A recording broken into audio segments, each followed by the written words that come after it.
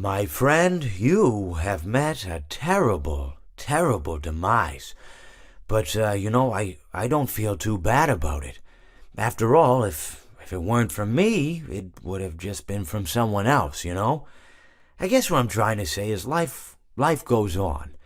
Well, for everyone else, life goes on, not for you. You're dead. But that's neither here nor there. It reminds me of one summer day in the park. I was having just a delightful picnic with my good friend Orville. And I said to him, Orville, I have a story. And he said to me, what's the significance of the story? And I said to him, Orville, not every story has to have significance, you know? Sometimes a story is just a story. If you try to read into every little thing and find meaning in everything anyone says, you'll just drive yourself crazy. I had a friend do it once. Wasn't pretty. We talked about it for years. And not only that, but you'll likely end up believing something you shouldn't believe and thinking something you shouldn't think, or assuming something you shouldn't assume, you know? Sometimes, I said, a story is just a story. So just be quiet for 1 second of your life and eat your sandwich, okay? Of course, it was only then I realized I made sandwiches, and poor Orville was having such difficulty eating it. Elephants have those clumsy hands, you know? Actually, I suppose that's the problem. They don't have hands at all, do they? They're all feet. And I couldn't imagine someone asking me to eat a sandwich with my feet. Now, if I recall correctly, there was a bakery nearby. I said to him, Orville, let me go get you some rye bread. Now, I'm unsure if elephants enjoy rye bread, but I assure you that Orville does. Now, this was on a Tuesday, which was good because rye bread was always fresh on Tuesday. They made sourdough bread on Monday and threw it out Wednesday, or rather they sold it at a discount for people wanting to feed the ducks, and then probably at the end of the day, finally they threw it all out. I don't recall. I do remember a man who would bring his son to the bakery every Wednesday and then go feed the ducks. He would buy all of the sourdough bread. Of course, you're not supposed to feed the ducks sourdough bread at all. It swells up in their stomach and then they all die. At least that's what I've heard. I never saw any ducks die myself, but I did notice a substantial decrease in the duck population over the course of a few years. I just never thought to stop the man and tell him that he was killing the ducks by feeding them sourdough bread. And if you want my opinion on the matter, and I told Orville this as well, if you want to feed ducks, or birds, or any kind for that matter, it's best to buy seed. I mean, when you think about it, breads of any sort don't occur in nature. They don't grow on trees or spring up from the bushes. I don't think birds know what to do with bread. What was I saying? Oh, yes. So I bought Orville some rye bread. What a fine day it was. It seems that you have met your end. What a pity. I don't feel too bad about it, though. After all, if it weren't me, it would have just been one of the others, I guess. I'm honestly just glad to be out of those air ducts. It's not easy for a hippopotamus to fit up there, and not easy to get down either, and not as young as I used to be, as you can see. I used to be able to do all sorts of things. You're young, you're vibrant, you have that sort of pep in your step. It reminds me of a conversation I was having with one of my good friends, Orville. We were having a nice picnic one day. I believe it was summer. No, perhaps it was it the fall? Yes, it was the fall because the leaves had turned already. But I said to Orville, I says, Orville, I have a story to tell you. And Orville looked at me, kind of odd and said, what's it about? I said to him, not every story has to be about something, Orville. Sometimes a person just wants to talk. Why does everything have to be a story? I said to him. He just looked at me and he said, well, you said you had a story. And, he was quite right. I did, in fact. I told him I had a story. I suppose if a person just wants to talk, then it's best to not announce that you're telling a story. telling a story does come with its own pressures and expectations, I suppose. After all, if you're just talking to a friend, then there's no more expectations than if you were talking into the wind.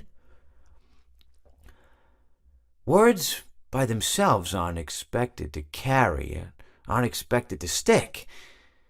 But if you announce you're telling a story, well then, there'd better be a point to it all, No one wants to sit and listen to someone ramble on and on and on with absolutely no end in sight.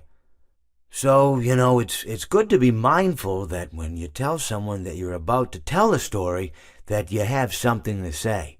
Telling someone that you're going to tell them a story is tantamount to asking them to stop what they're doing and pay attention.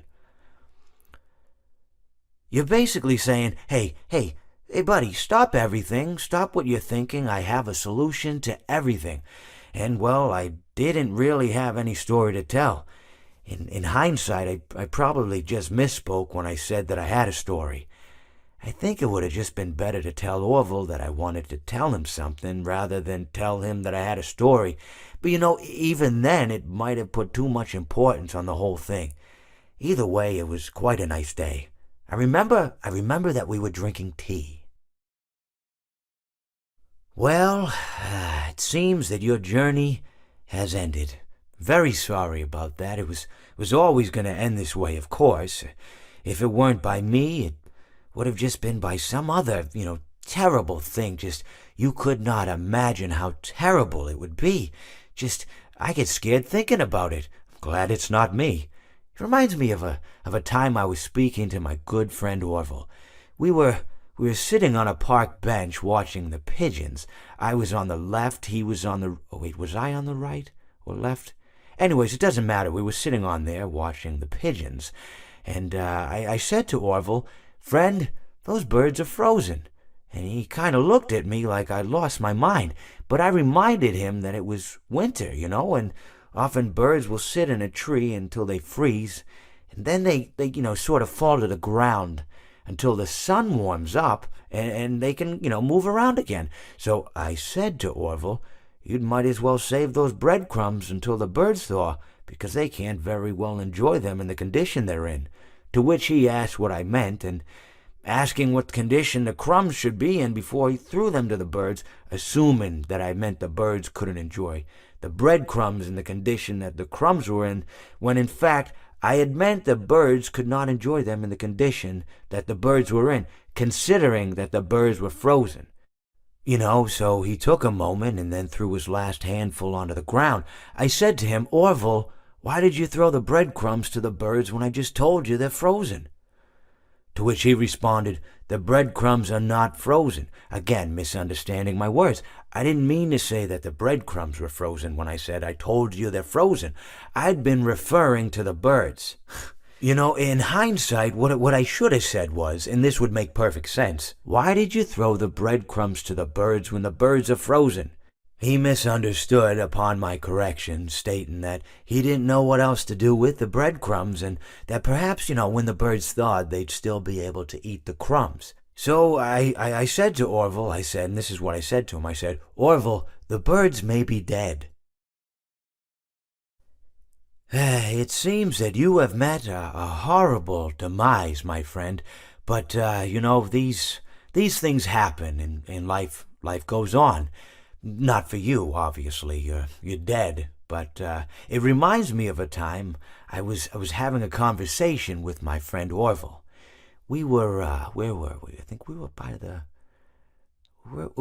river. We were sitting by the river and watching the fish leap over the falls.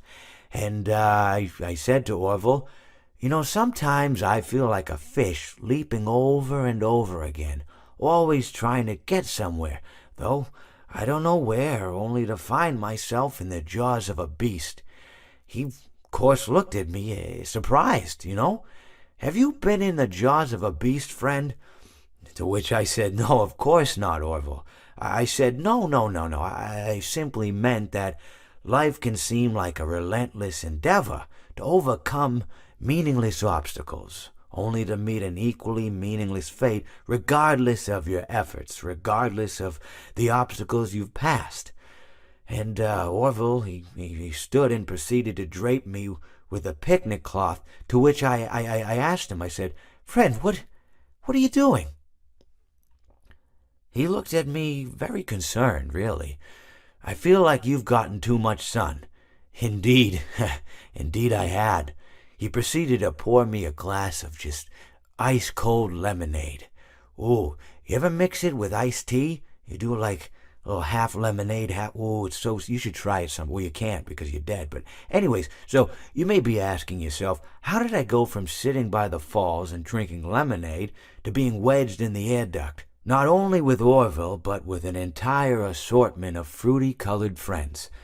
Well, there's really no good answer to that, but perhaps I met a demise of my own at some point, and this is my afterlife or my dream, whatever it might mean. I honestly don't know. Or maybe it doesn't mean anything at all. Maybe it doesn't mean anything at all.